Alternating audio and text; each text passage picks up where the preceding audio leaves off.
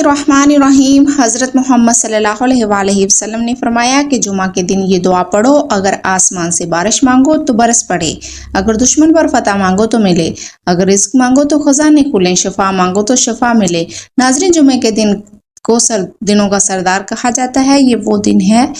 جسے اللہ تعالیٰ نے اپنی امت محمدیہ کے لیے خاص کر دیا ہے۔ نبی کریم صلی اللہ علیہ وسلم نے فرمایا کہ جمعے کا دن مسلمانوں کی عید کا دن ہے۔ بعض علماء فرماتے ہیں کہ جمعہ کی فضیلت عام عید سے بھی زیادہ ہے۔ اس دن کو آسمانوں میں بھی خاص مقام حاصل ہے۔ روایت میں آتا ہے کہ جمعہ کے دن آسمانوں کو مزین کیا جاتا ہے، فرشتے خوشی مناتے ہیں اور زمین میں جو بھی نیک عمل کیا جاتا ہے اور اللہ کے ہاں فوراً قبولیت کی طرف چلا جاتا ہے۔ خاص طور پر دعاؤں کے بارے میں حدیث میں آیا ہے کہ جمعہ کے دن ایسی گھڑی ہے جس میں جو بندہ اللہ سے مانگے اسے عطا فرماتا ہے، یہاں تک کہ اگر دل سے نکلی ہوئی ایک ہلکی سی آہ بھی ہو وہ بھی عرش پر پہنچتی ہے اور اللہ تعالیٰ کے علم میں آتی ہے اور اس کا جواب ضرور دیا جاتا ہے۔ ناظرین، آپ سوچئے کہ کیسا عظیم دن ہے جس دن آسمان کے دروازے کھول دیے جاتے ہیں، دعائیں اٹھا لی جاتی ہیں اور بندے کی مانگی ہوئی بات کو قبولیت کا جام پہنا دیا جاتا ہے۔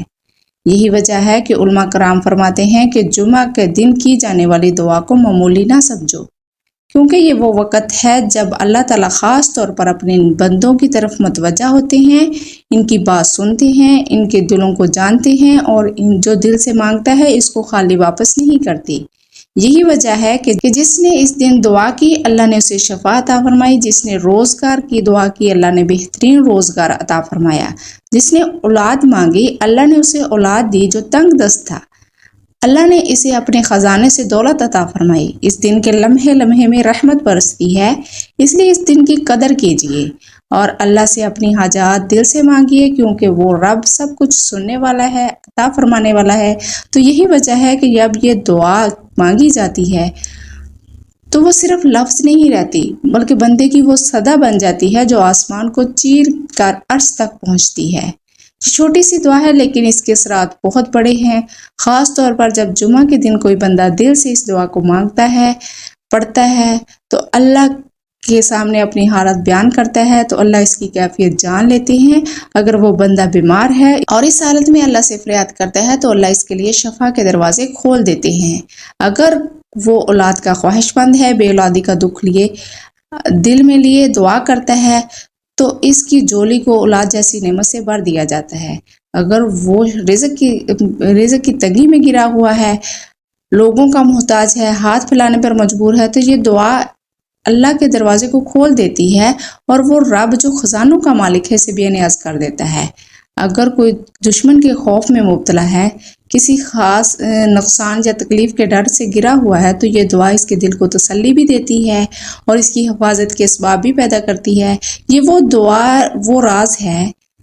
جو بندے کو رب سے جوڑتی ہے اور اس کا ہر دکھ اس کے سامنے رکھ دیتی ہے۔ اس لیے جو بھی بندہ اس دعا کو جمعہ کے دن سچے دل سے مانگتا ہے، یقین کے ساتھ پڑھتا ہے تو اللہ تعالیٰ اس کی دعا کو سنتے ہیں، اس کی ہر فریاد کو قبول کرتے ہیں اور اسے عطا فرماتے ہیں جو انسانوں کے بس میں نہیں ہوتا۔ ناظرین، نبی کریم صلی اللہ علیہ وآلہ وسلم نے فرمایا کہ اللہ کے کچھ ایسے نام ہیں جن کو جب بندہ دعا میں پکارتا ہے تو اللہ تعالیٰ اس کی دعا کو قبول فرماتا ہے، اور ان میں سب سے عظیم نام وہ ہیں جنہیں اسم اعظم کہا جاتا ہے۔ اور جس بندے نے اسم اعظم کے ذریعے اللہ کو پکارا گویا اس نے دعا کے دروازے پر دستخط نہیں دی، سیدھا دل کی فریاد کو عرش تک پہنچا دیا۔ اور یہ بات بھی روایت میں ہے کہ اسم اعظم کے ذریعے کی گئی دعا کبھی رد نہیں ہوتی۔ تو ایسی ہی ایک دعا نبی کریم صلی اللہ علیہ وسلم نے حضرت سعد بن ابی وقاص رضی اللہ تعالیٰ عنہ کو سکھائی تھی کہ جس کے ذریعے آسمان سے بارش مانگو تو برس پڑے، اگر دشمن پر فتح مانگو تو ملے، اگر رزق مانگو تو خزانے کھلیں۔ یہ وہ دعا ہے، اللہم انی اسألک بانک انت اللہ لا الہ الا انت الاحد الصمد الذی لم یلد ولم یولد ولم یکن لہ کفوا احد۔ اے اللہ، میں تجھ سے سوال کرتا ہوں اس واسطے کہ بے شک تو ہی اللہ ہے، تیرے سوا کوئی معبود نہیں، تو اکیلا ہے، بے نیاز ہے، نہ ہی اس نے کسی کو جنا اور نہ وہ جنا گیا اور نہ اس کا کوئی ہمسر ہے۔ یہ وہ عظیم دعا ہے جس میں اسم اعظم شامل ہے۔ اس دعا کو جمعہ کے دن خصوصاً فجر کے بعد یا عصر اور مغرب کے درمیان کے وقت میں 3 بار اول آخر درود ابراہیمی کے ساتھ پڑھا جائے تو انشاءاللہ وہ دعا رد نہیں کی جاتی۔ جو بندہ بیمار ہے وہ شفا مانگے، جو اولاد کا خواہشمند ہو وہ اولاد مانگے، جو قرض میں ڈوبا ہوا ہے وہ خلاصی مانگے، جو رزق کا متلاشی ہو وہ کشادگی مانگے، جو دل کا بوجھ لے کر بیٹھا ہے وہ سکون مانگے، اور جو صرف رب کو مانگے اسے سب کچھ مل جائے گا۔ اس دعا کو جمعہ کا دن لازم بنا لیں، اسے زندگی کا حصہ بنا لیں، اور کبھی نہ بھولیں کہ دعا سے پہلے اور بعد میں درود شریف پڑھنا دعا کو قبولیت تک پہنچانے والا عمل ہے، کیونکہ درود شریف وہ ذکر ہے جو براہ راست رسول اللہ صلی اللہ علیہ وسلم کی طرف جاتا ہے اور نبی کریم صلی اللہ علیہ وسلم کے صدقے ہماری دعا کو رب کے حضور پہنچاتا ہے۔